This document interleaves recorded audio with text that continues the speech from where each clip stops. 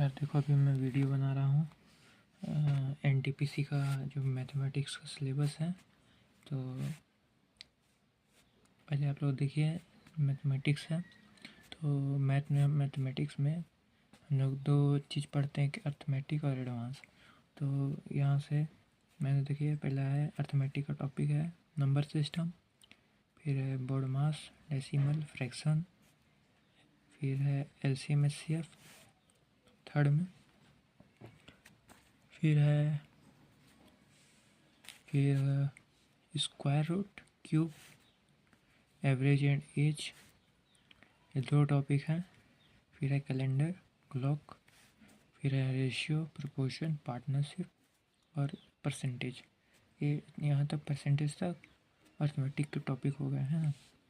और एडवांस के टॉपिक देखिए, mensuration, time and work, pipe and system. Time and work का पाइप एंड सिस्टम अलग अलग टॉपिक है, तो उसको एक साथ लिखा गया। और फिर है टाइम, स्पीड एंड डिस्टेंस, तो ये सब ये भी मैथ का टॉपिक है। फिर सिंपल इंटरेस्ट और कंपाउंड इंटरेस्ट है ना।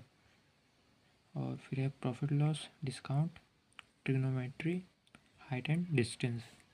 फिर है स्टैटिक्स एंड प्रोबेबिलिटी, फिर डेटा इंटरप्रिटेशन।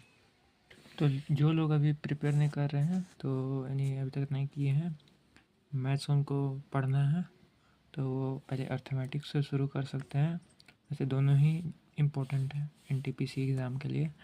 तो अभी कुछ टॉपिक छूट गया तो मैं उसको लिख रहा था। एक है सिंप्लीफिकेशन, है ना। और देखिए और एक टॉपिक था ज्योमेट्री, है ना। ज्योमेट्री मैंने नहीं लिखा था। और भी छोटे छोटे टॉपिक हैं जो इसी सब में आ जाएंगे।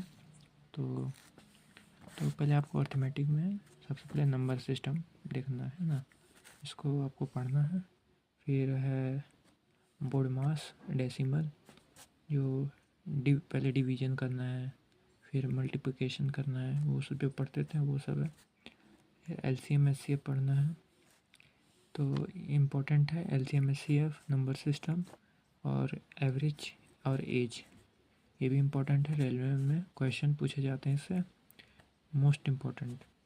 फिर कैलेंडर क्लॉक, फिर है रेशियो एंड प्रोपोर्शन, तो ये भी इम्पोर्टेंट टॉपिक है। परसेंटेज से भी का सवाल पूछे जाते हैं। यहाँ तक अर्थमेटिक के टॉपिक हो गए। फिर है मेंसुरेशन। तो मेंसुरेशन में हम लोग दो टाइप पढ़ते हैं, एक होता है 2D और 3D, है ना।